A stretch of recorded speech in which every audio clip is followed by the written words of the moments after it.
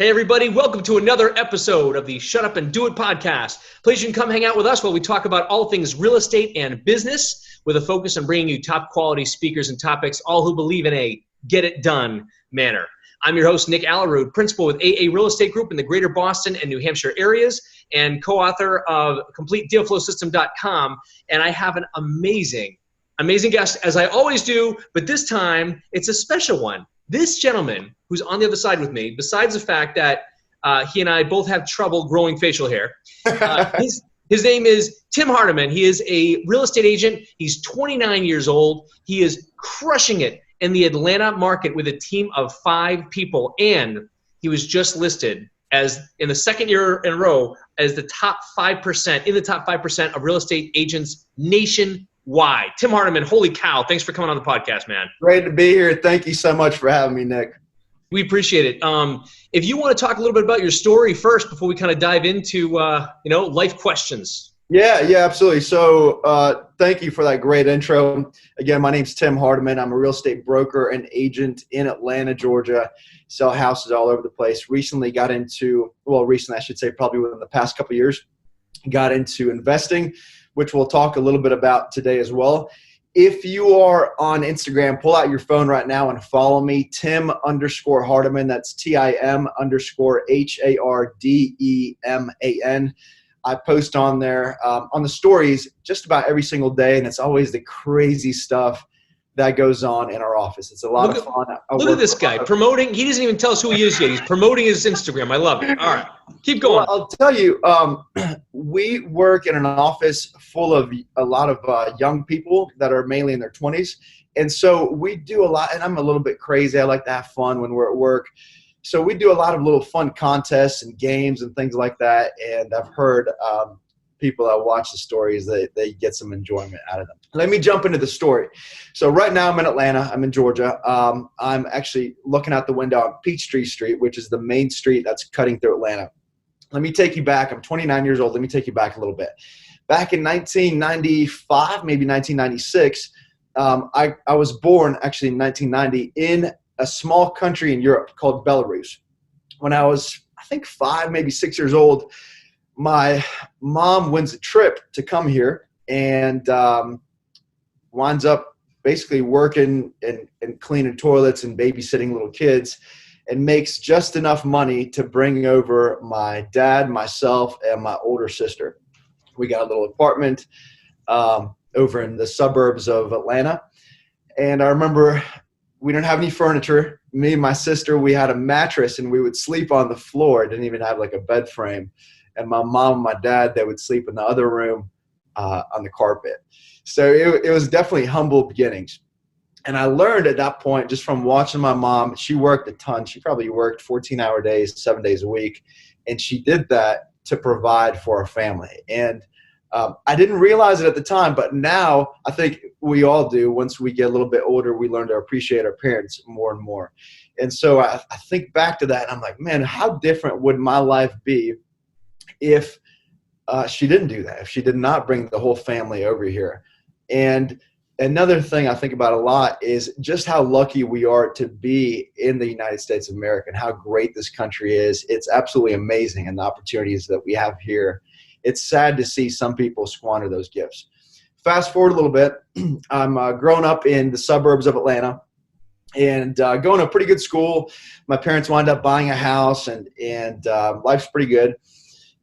Start playing football and lacrosse and all these other sports, start getting really close with a circle of friends, starting all the way from elementary school all the way through high school and college. And we would always hang out. We would, come in early and have practice in the morning at our school. We'd hit morning workouts. Then we would go to class together. Then afterwards we'd have 2-day practice after class. And then we would hang out after that. So we got a really tight circle of friends.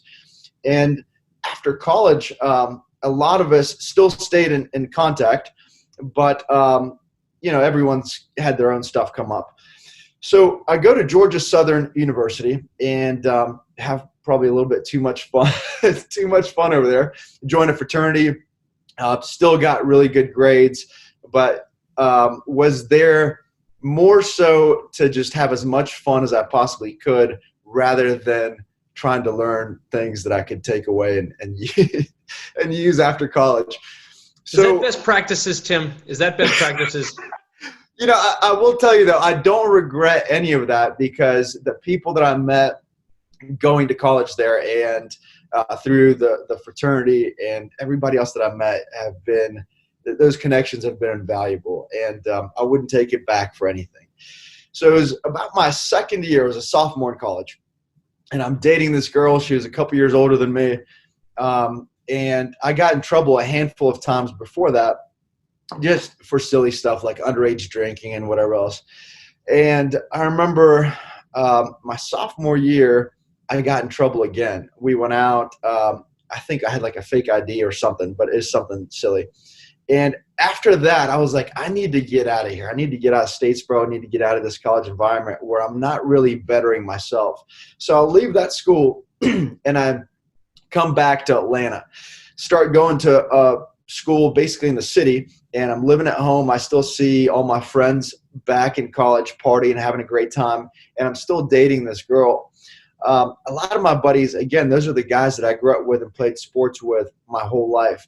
And we stay in touch. I wind up taking a semester off from school, and I start working a few of these different jobs. One, I start working selling office supplies. I would have to door knock 60 businesses per day and try to sell them office supplies. So I'd go into an office, and I would have to talk to the receptionist and get past the gatekeeper to the decision maker. And then I would find out, if you guys need any desks or cubicles or printers or ink and toner, essentially anything that could go into an office, I was selling it. And absolutely crushed it at that job. It became the number one salesman there after like 2 or 3 months of being there.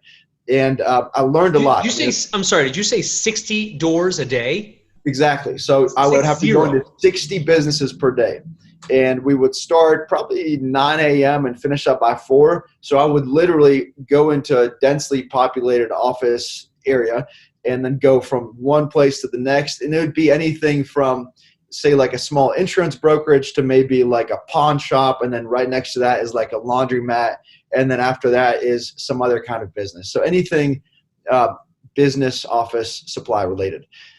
So I did that for a while, and I come across this company out in the kind of suburbs or the country of Atlanta, and they sell guns, like optics for guns, lasers, any kind of rifle scopes, night vision units, basically a lot of the stuff that the guys overseas at the time were using. I was selling it to the general public. They recruited me, and I started working for them.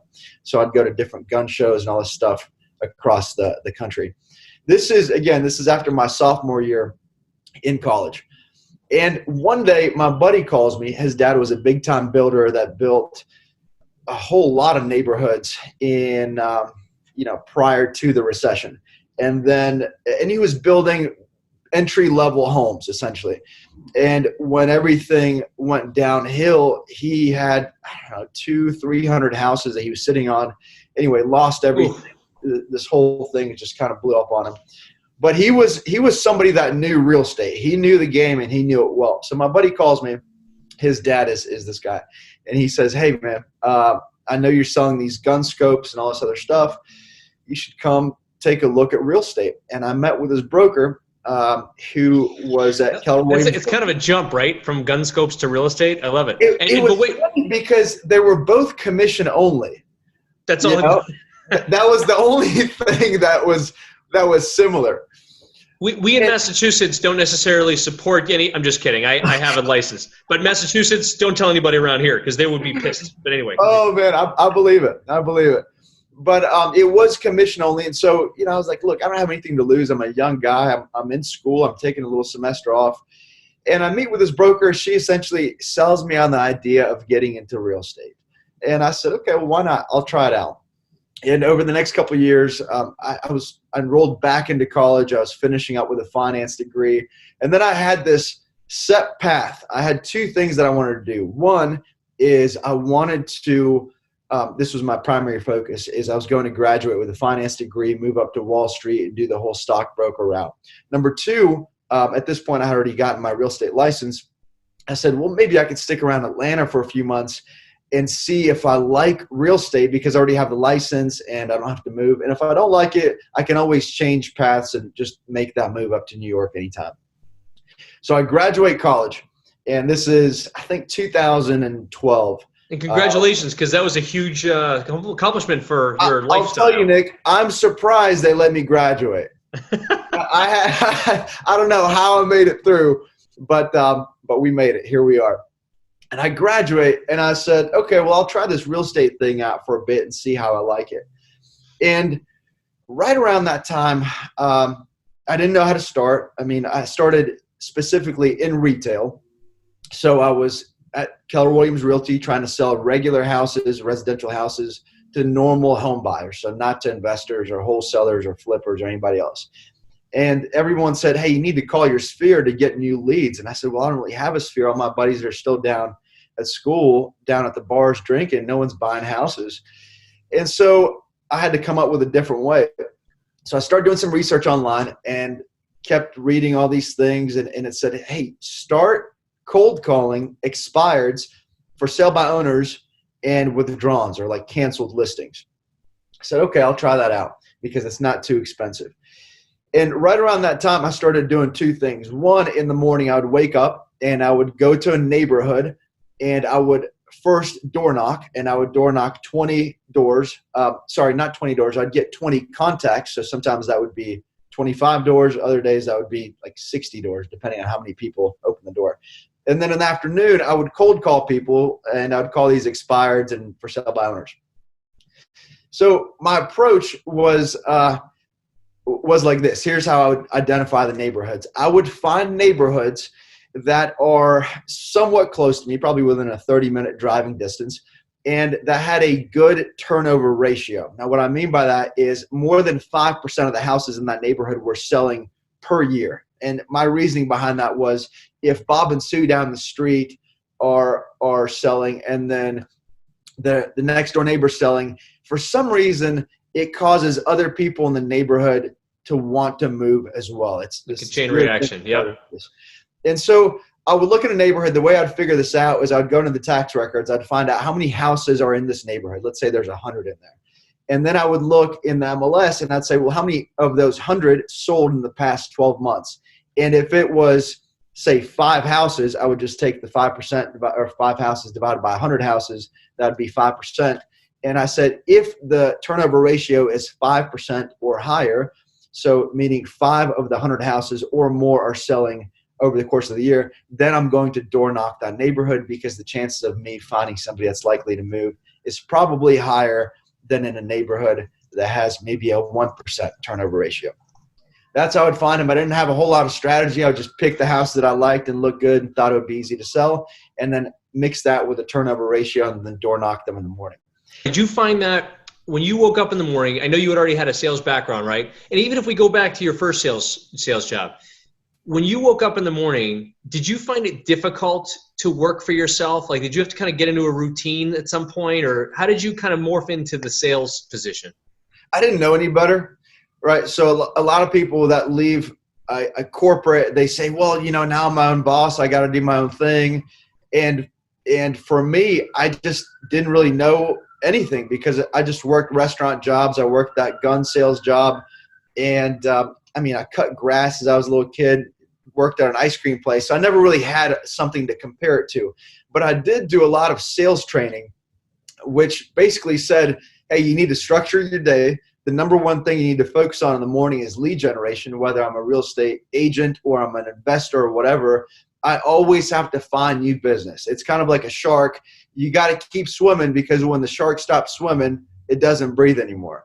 So that was always my thing. It was always like pounded into me from the get-go, like lead generation first, everything else comes second. So if my phone's blowing up, if someone's trying to get to me, if there's like this or that, whatever, I have to get my contacts first, and then I can do all the other stuff. So what happened was I started doing these cold calls, and I'm getting pretty good at it. I'm starting to convert. I'm starting to go on appointments, and I'm starting to get the sellers to sign these listing agreements. And people around the brokerage started to notice, because I was a young guy. Everybody else in my office was 50, 60 years old. much older. And I was sitting in the hallway on one of those phones where you got to press the buttons and hold the receiver. I would just sit in the hallway on the carpet, and I would hand dial these expireds from like a printed out sheet of paper. And people thought I was like crazy. And so I kept thinking like, okay, so if I can talk to 10 people in 1 hour, if I can get 10 contacts per hour, how can I make that a little bit more? How can I maybe do 11 or 12 or 13 contacts per hour? And so instead of hanging up the receiver, I would like click the button and then dial the next number, and I would get one more contact an hour. And then I got a dialer that would auto dial, and it was a single line dialer, and I would get a couple more. Then I got a triple line dialer, which really took me through the roof.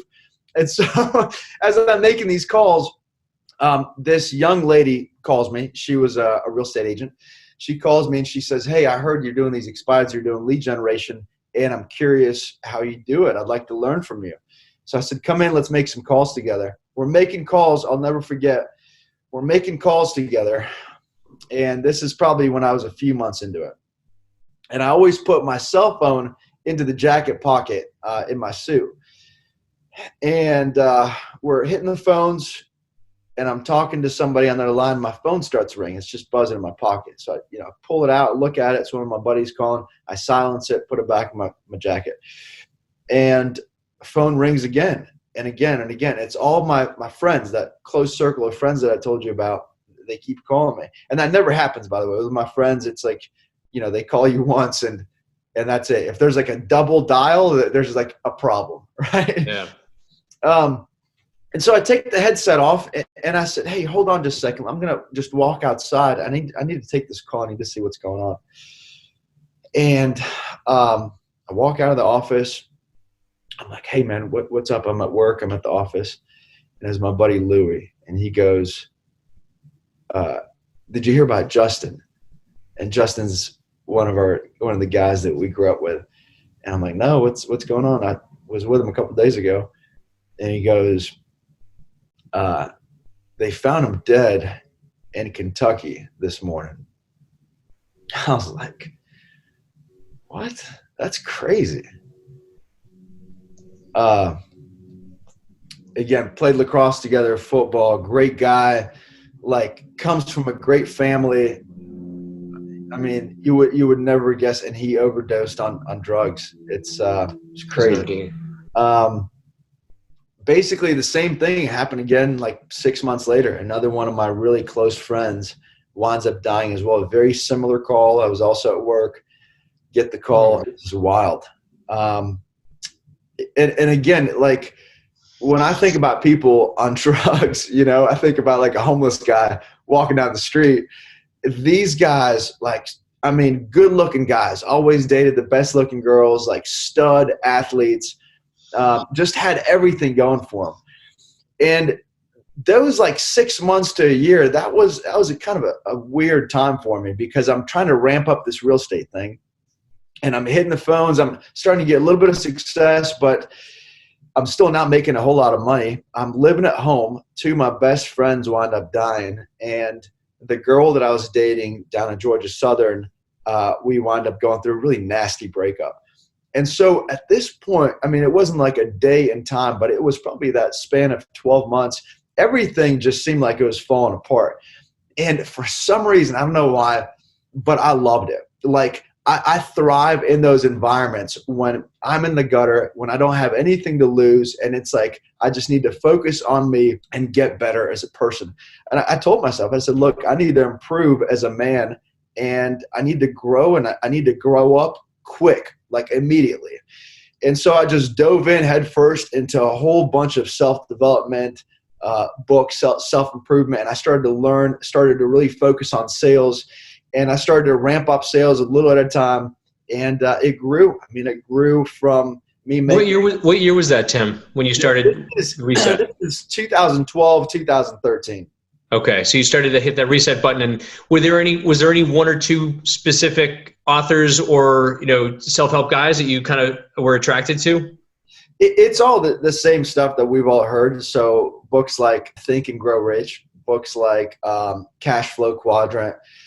The One Thing helped me a lot, just about focusing on, like I mentioned, the lead generation. That was my thing, my go-to thing.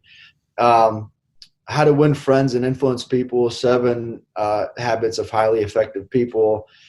All these books that you go on Google and you just type in sales books, self-improvement books, they all come up. And so I started going to all these seminars. I would go to like Tony Robbins and go through all those programs. And that was like my thing of growth. And I always tell young folks that are getting started in the business right now, I said, look, in your 20s, don't worry about hitting home runs. Don't be trying to knock it out of the park. And just because you're not some kind of entrepreneur that started this next online Amazon business, or you're a Forex Bitcoin trader, or you're a social media guru, like just put all that BS aside and just focus in your 20s on just learning and growing. I always tell the guys that start with us in our company, I say, work to learn rather than work to earn. As soon as you can set the money aside, it sounds funny coming from me when I like hire them to come work with me, but I'm like, look, I'm telling you as a friend, I'm not telling you as a boss, right? And so love it. We say learn to love the process for the process to love you back, right? And we have the same team culture, it sounds like, that you guys have, where it's not really, it is about the money, but you got to do development first, self-development first, learning first. So I'm with you. Keep going. You're doing great. That's exactly right. And that culture piece is key as well. Again, follow me on the gram. You'll see a lot of our culture and how we operate our office. Tim_Hardeman on Instagram. So then I got going. I started closing a few more deals and selling some more houses, built a team. Then half of them quit. All my fault because I wasn't providing enough value at the end of the day. Ooh, so let's rewind right there. That's interesting. So you come out of the self-development, right? And now you've reinvented yourself. You've got a new mindset after all that shit with your friends dying and your girlfriend breaking up with you. And now you're back in the game trying to crush it again with lead gen. And how did you attract your first, even before they split up, but how did you attract your first team around you?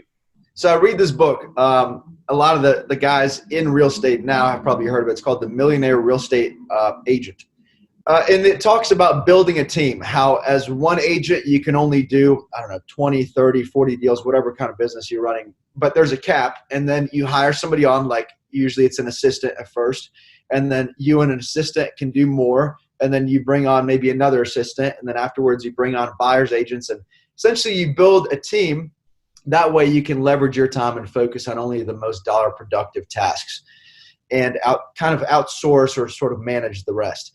So I started building the team in a very interesting way, and I would highly recommend to most people that are trying to build a team on a budget and don't have much management experience to do it like this, and I'll tell you about it right now.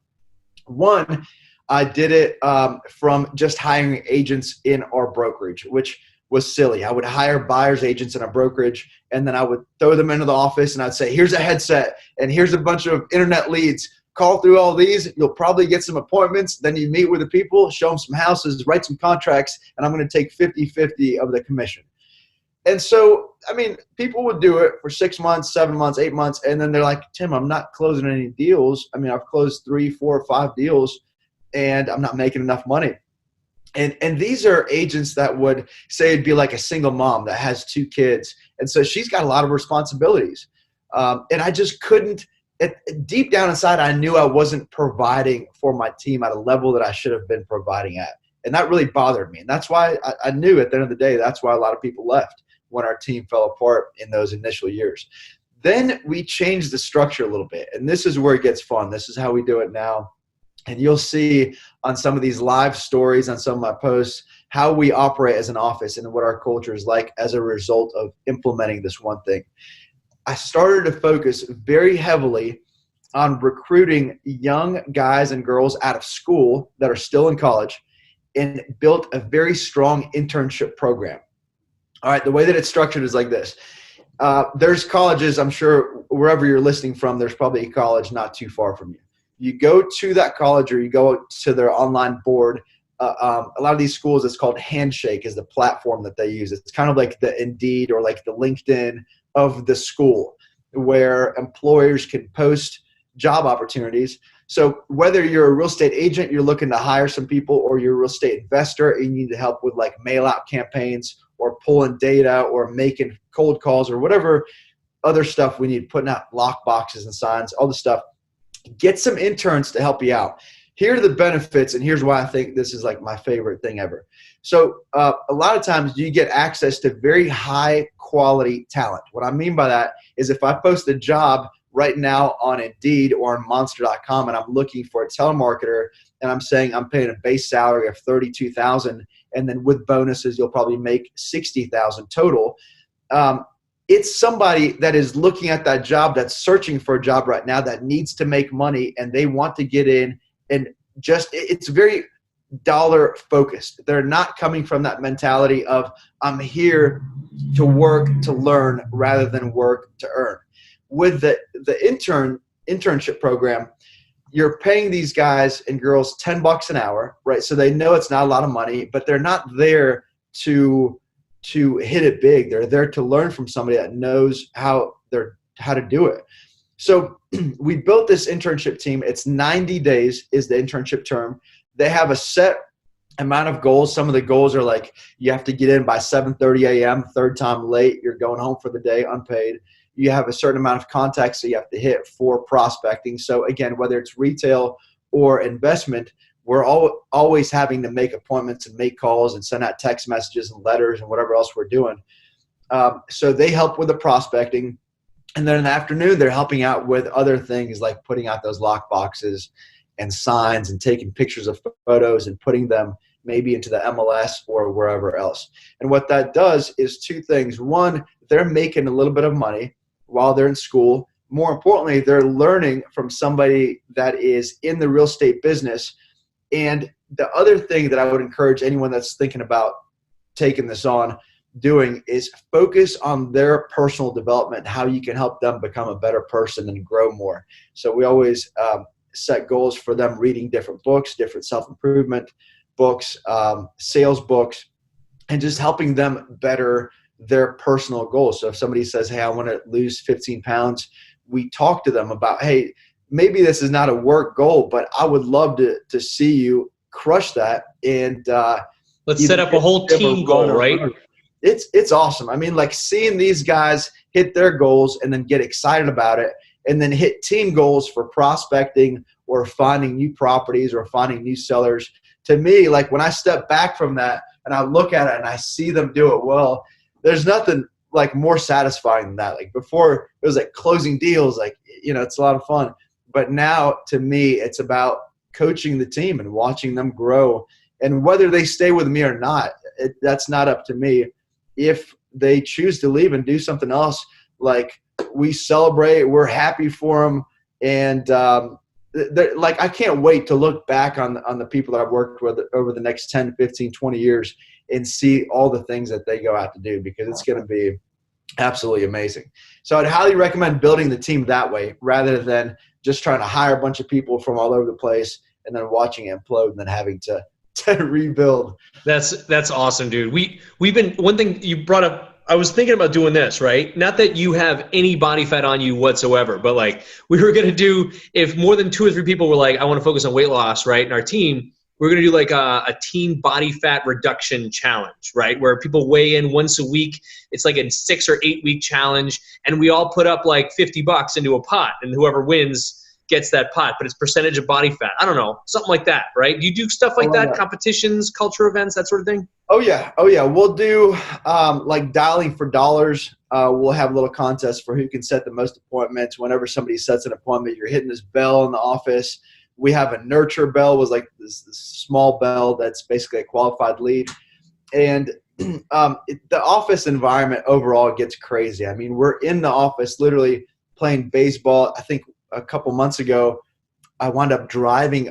I bought a Harley last year, a motorcycle, drove a Harley literally through the office. I mean, like outrageous things happen that probably should not happen in there, but it's a blast. We definitely have a good time, and it contributes to people wanting to come into the office rather than like that job feeling of like, I have to go in today, you know? Yeah, like totally. They're excited. They're like fired up to get in the morning. We get in early. We get in at 7:30, And a lot of these guys even work 12 hours, 13 hours a day while going to school full time, which is absolutely amazing. Oh, these guys going to school full time too. So the interns are still in school. The other benefit I'll say real quick to doing the internship program is a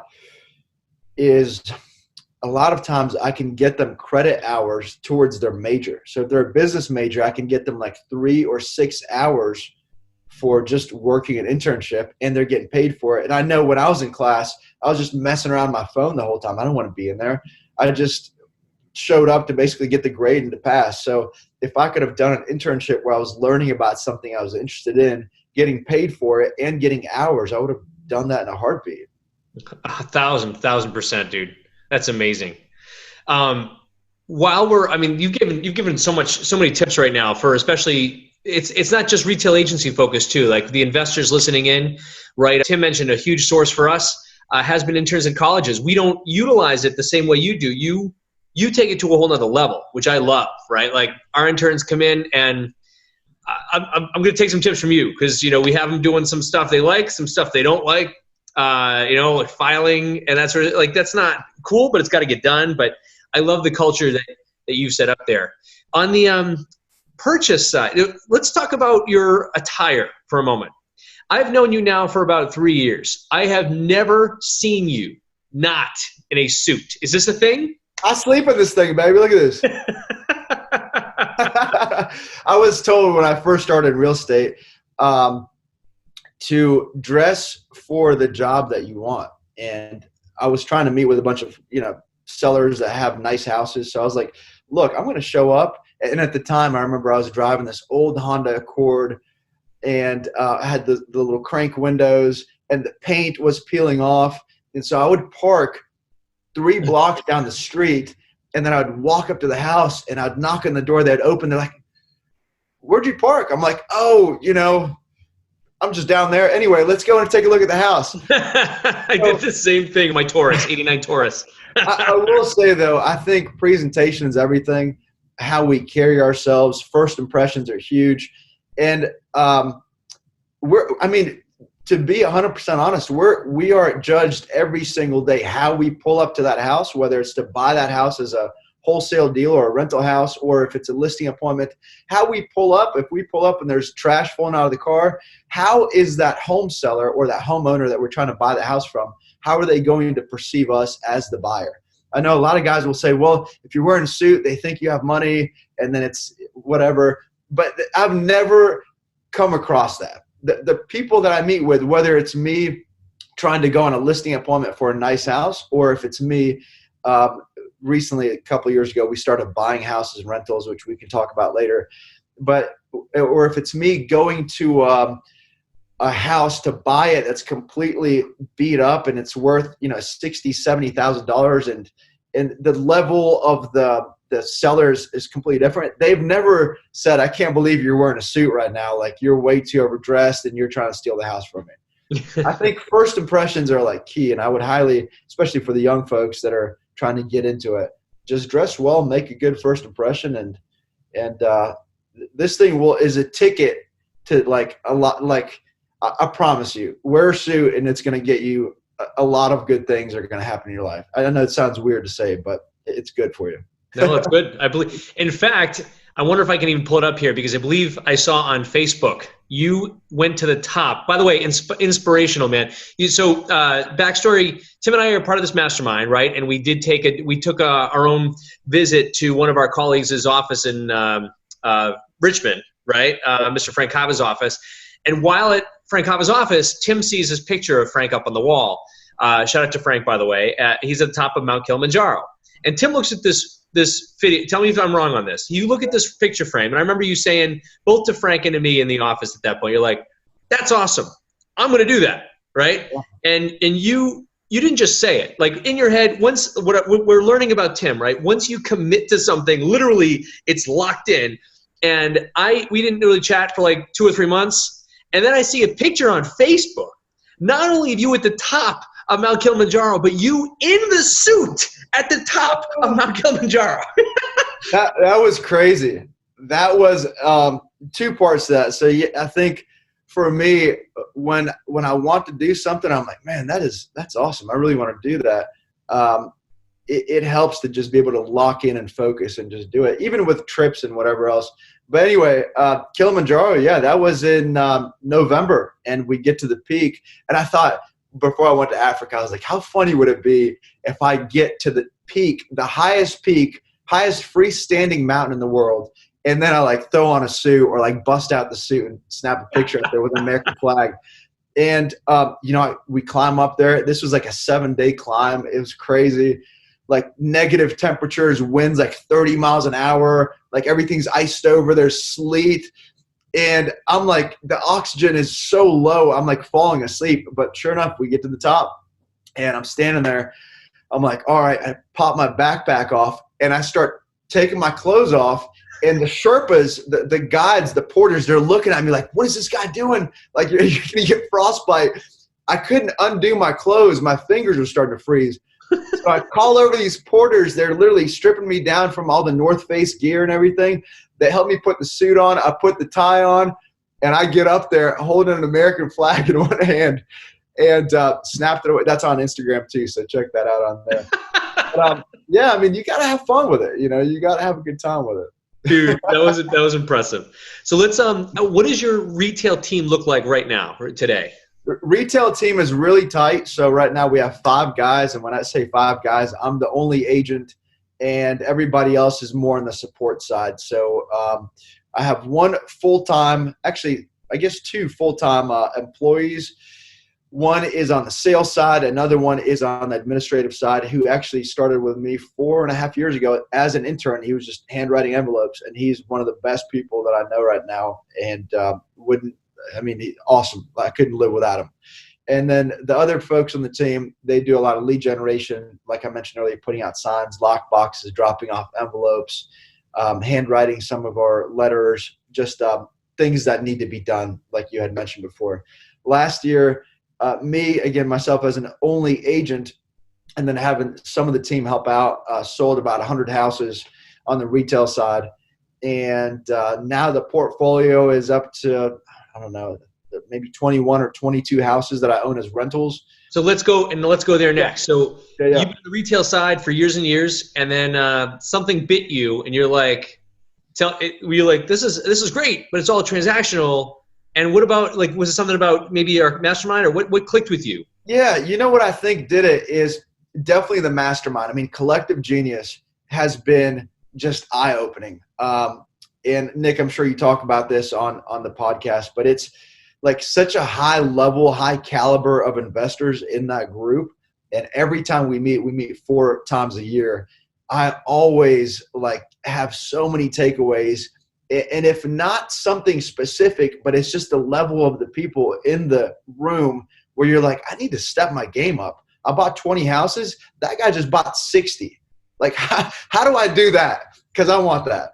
And so, or even if you're buying 75 and 80, and you see another guy in California buying 300, you're like, what the hell? There's always another level, man. There's always another level. It is absolutely amazing. And I think what did it for me on the investing side is here I am selling retail houses, making okay money. And then when I was, I think maybe 24, 25, me and my buddies, we took a trip to Germany. We were sitting in Berlin on the last day of the trip. It was sunny afternoon. We're sitting on the grass by this little monument for the Berlin Wall. And I remember this is the first time I said it. I said, hey, I thought it before, but I was like, hey, I'm going to be a millionaire before I'm 30. Like, I guarantee you that. And I wasn't saying it to brag. I was just like, I just want to verbalize it because it's been on my mind. And so then I started doing this thing, which Gary Keller does. He's the guy that started KW, Keller Williams. He wrote those books, the Red Book and a few others. He did this thing with his friend where he would have a balance sheet, and him and his buddy would meet, I think it was like every month, at a coffee shop, and they would sit down and they would compare their basically balance sheet or their like net worth from the assets that they own. And it was like a little game for them, like, who can have a higher net worth. And so I started doing that. And I remember, I'd put in there, like, here's how much cash I have in my accounts. Here's like the house that I own. here's my car, and then at the bottom I'd have my liabilities. So here's how much I owe in my credit card or student loans or whatever else. And then I would subtract the two, and then at the very bottom I'd put my net worth. And I think the eye opener for me was as I started buying these rental houses, which kind of happened accidentally. Like I just bought one, rented out, and I was like, that's kind of easy. And then I just bought another one and a few more. And I was like, I need to just keep doing this.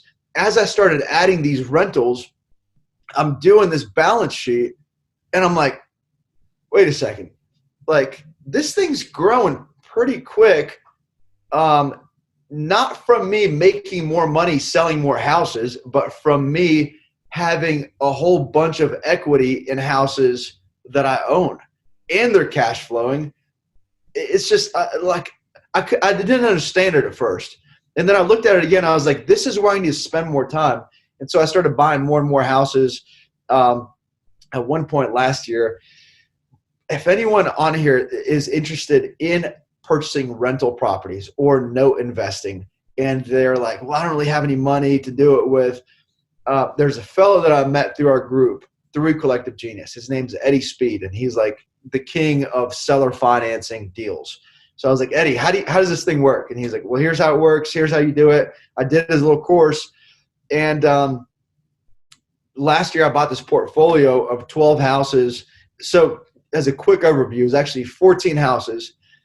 And I bought the deal was $1.35 million for 14 houses, seller financing with $50,000 down.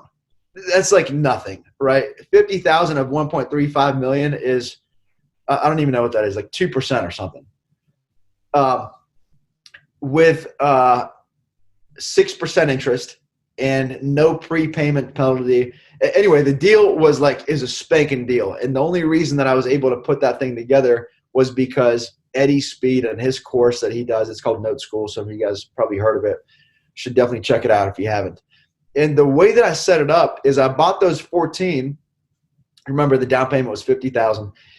I bought those 14 in stages. And the first two that I bought, I immediately wholesaled them. The first one, I wholesaled it for $25,000. The second one, I wholesaled it. When I say for $25,000, I mean the spread was $25,000. The second one, I wholesaled it. The spread was $43,000. So that's $68,000 that I made in wholesaling fees from the first two houses. And then I used that $68,000 to pay for the $50,000 down payment for the other 12. So it's like I bought 12 houses for free and got paid, I don't know, $18,000 to do it. I mean, it was like mind-blowing to me. And then I add those to the balance sheet, and I'm like, this is crazy. Like, I have to go on 30 to 45 listing appointments per month to make this amount of money over the course of a year, and I just bang this out with essentially none of my own cash. And now I own these houses, and they're all got renters in them. Like, I was like, this is amazing.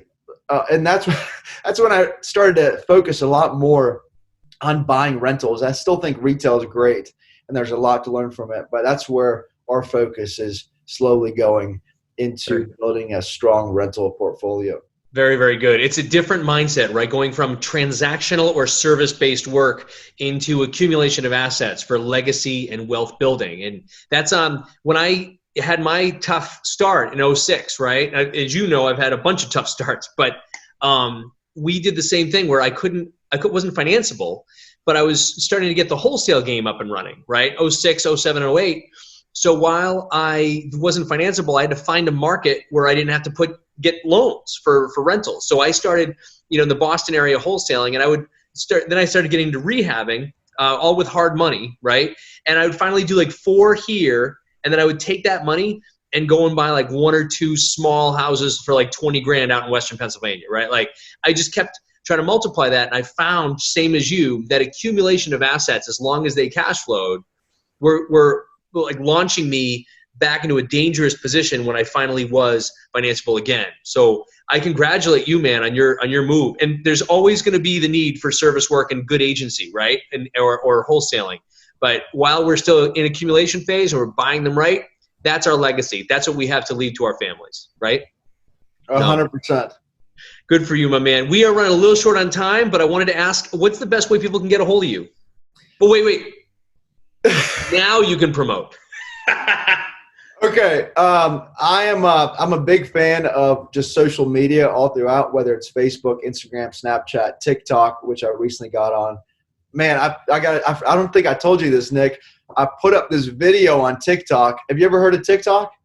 People try to get me on TikTok. I'm old. Nobody, like everyone on TikTok's like 12 years old, but it's about to blow up. I'm telling you, it's the next thing.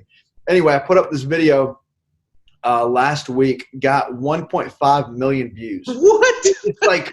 It's unbelievable. I mean, to get 1.5 million views for any kind of, Facebook or Instagram or whatever, like imagine how much money you'd have to spend to promote that and share it and this and that.